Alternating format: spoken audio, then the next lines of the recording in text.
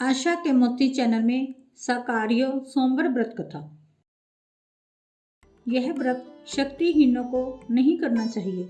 श्रावण मास के प्रथम सोमवार से यह व्रत किया जाता है। व्रत करने वाले को स्नान करने के पश्चात महादेव की कथा सुननी चाहिए। ओम नमः शिवाय का जाप करना चाहिए। इस व्रत को निराहार रहकर किया जाता है। पूजन के समय नैवेद्य में केवल शक्कर का ही महादेव को भोग लगाया जाता है।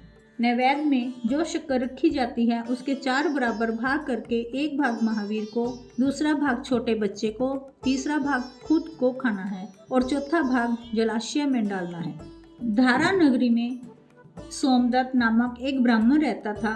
उसके पूरे शरीर में कोढ़ हो गया था, इसलिए उसे कोई भी अपनी कन्या देने को राजी नहीं था।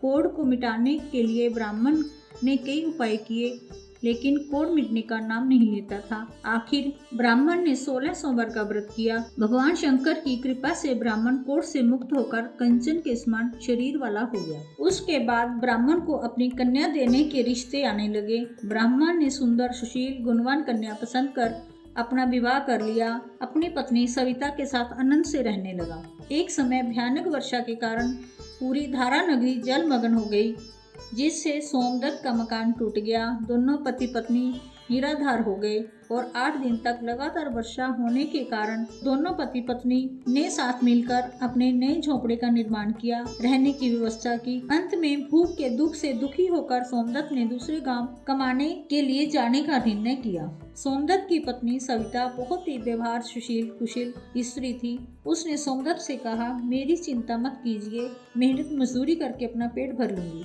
सोमदत्त पत्नी से आज्ञा लेकर दूसरे गांव चला गया। उसके लायक कोई काम नहीं मिला। दुखी होकर घूमता घूमता ऋषि के आश्रम पहुंच गया। ऋषि ने उसको आसरा दिया।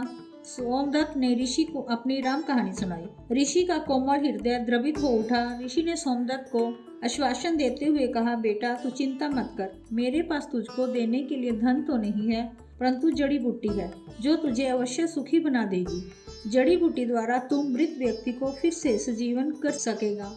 सोमदत्त ने जड़ी बूटी संभाल कर अपनी जेब में रख ली। थोड़े दिनों तक आश्रम में विश्राम करने पश्चात सोमदत्त ऋषि से आज्ञा लेकर चल दिया। ऋषि के आश्रम से निकलने के बाद सोमदत्त एक गांव से दूसरे गांव इस तरह नगर में जा पहुंचा।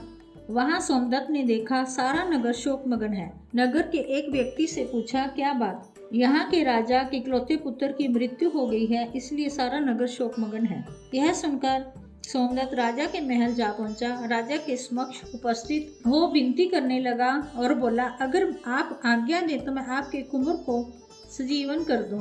राजा को मनुष्य विचित्र लगा। किसी मनुष्य में इतनी शक्ति नहीं कि मृत व्यक्ति को पुनः जीवित कर सके।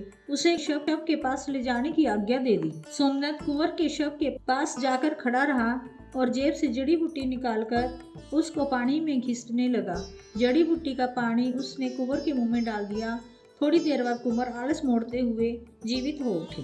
राजा खुद आश्चर्यचकित होकर सोमदत्त से लिपट गया। राजा ने सोमदत्त को अपने यहाँ नौकरी पर रखा। सोमदत्त राजपुरोहित हो गया। राजा का सलाहकार मंत्री भी बना। सोमदत्त के पास धन दौलत की कोई कमी नहीं रही। इधर धारा नगरी में सोमदत्त की पत्नी सविता दुख के दिन काट रही थी। पति का उपदेश गए एक अरसा बीत गया, उसका कोई समाचार भी प्राप्त नहीं होने से चिंतित थी। श्रावण मास आने पर ग्राम की स्त्रियों ने सोमवार का व्रत किया। सविता ने भी व्रत शुरू किया। इधर घर में अनाज का एक भी दाना नहीं होने से सविता को निराहार ही उपवास करना पड़ा। संध्या के समय पड़ोस में एक जगह पुत्र का जन्म होने से उसकी खुशी में सविता को कोई शक्कर देकर गया, तो सविता ने शक्कर को पानी में घोलकर पिया, जिससे भूख के कारण पेट में होने वाली जलन शांत हो गई। रात्रि को भगवान का नाम लेकर सविता सो गई। स्वप्न में महादेव जी ने उसको दर्शन दिए और कहा, बेटी आज तूने अनजाने में सक्रिय सोमवार का व्रत किया। जो व्रत सबसे प्रथम दक्ष कन्या पार्वती ने किया था, उसी के प्रताप से मुझे प्राप्त किया। तेरी प्रभु भक्ति देखकर मैं प्रसन्न हूँ। यह व्रत तू बराबर चालू रखना और व्रत पूर्ण होने का इसका उज्जमन करना, तो तेरी सभी मनोकामनाएं पूर्ण होंगी। दूसरे ही दिन सविता ने ग्राम की स्त्रियों से व्रत की विधि को समझा और व्रत शुरू किया। इस तरह 16 सोमवार तक सविता ने व्रत किया और व्रत पूर्ण होने पर उज्जमन करने का विचार किया। लेकिन पैसे के बिना व्रत का उज्जमन किस प्रकार हो। इसी विचार से सविता बहुत दुखी थी, परंतु प्रभु प्रताप से उसका पति सोमदत्त बहुत सावधान कमाकर घर आ गया, जिससे सविता को बहुत खुशी हुई और उज्जमन की तैयारी करने लगी। पति पत्नी ने साथ मिलकर शाक्रिय सोमवार व्रत का उज्जमन किया।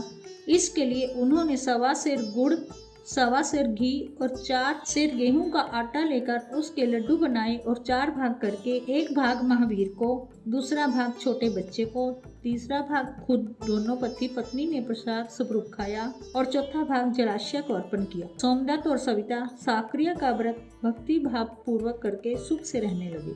कुछ दिनों पश्चात महादेव जी की कृपा से उनके यहाँ पुत्र उत्पन्न हुआ, जिससे पति पत्नी खूब खुश हुए। जय महादेव जी। शाक्रिय सोमवार का व्रत जैसा सोमदत्त और सविता को फला, ऐसा सभी को फले, यही प्रार्थना है। जय हो भोले की।